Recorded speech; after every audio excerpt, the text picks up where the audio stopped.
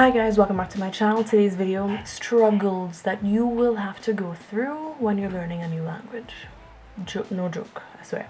And they're not struggles, but they're just things that are going to happen, that are just a natural part of it that you should be prepared for. And I thought, or you could relate if you're learning, you could probably relate. What is that in my eye? Okay, first and foremost, deep down in my core, I may not always act on it, but deep down, I would say that I would strive to be a perfectionist. Like I would, if you're learning a language, it's obviously you want to sound as close to native as you can. You want to make sure that the sentences that you are allowing to escape your mouth, your lips, to have some type of sense and to be of a certain standard, and that can't always be the case, especially when you're at the beginning of learning a new language. At the beginning of learning a new language and you're testing things out, you're going to make mistakes, and your accent is going to be one of them.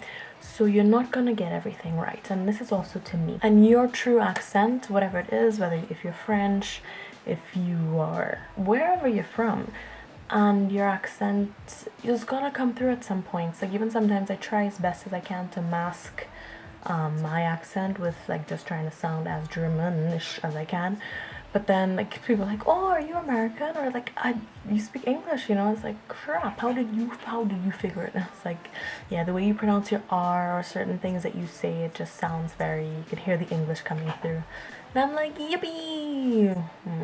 The inner perfectionist dies. It's just gonna happen, so it's, gotta live with it. And this is just a kind of tip, as I said, trying to sound as German-ish as you can, is to mimic what you hear, which is what we did when we learned our first languages growing up.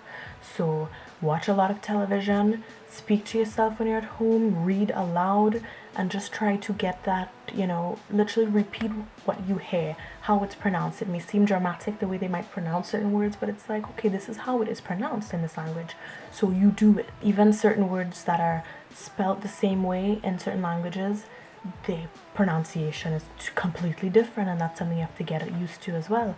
With names too. Remember the first time I actually heard Richard in German? Richard. It's like, who are you talking about?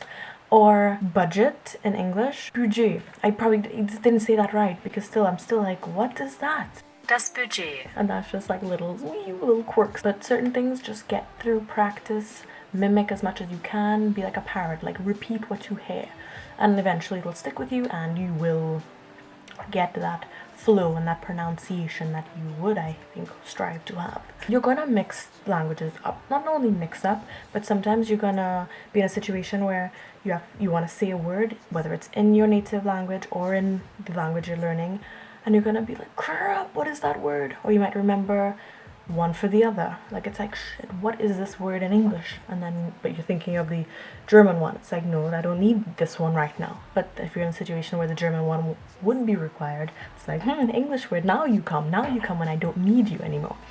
So you're gonna have that kind of mix up, which is normal. And again, let go, learn, and carry on. It's part of it. And I think when you make the mistakes, you're gonna remember it, and then you won't be making that mistake again. So then it just kind of, you fall down, you get back up, and you keep running. There was this video, and I actually think that I saw this boy when I was in New York 2 years ago. I didn't say anything to him, but I was like, that has to be the boy from the video. He is a polyglot, so he speaks, I would like to say it was 16 languages at the time, and I think he's maybe 17.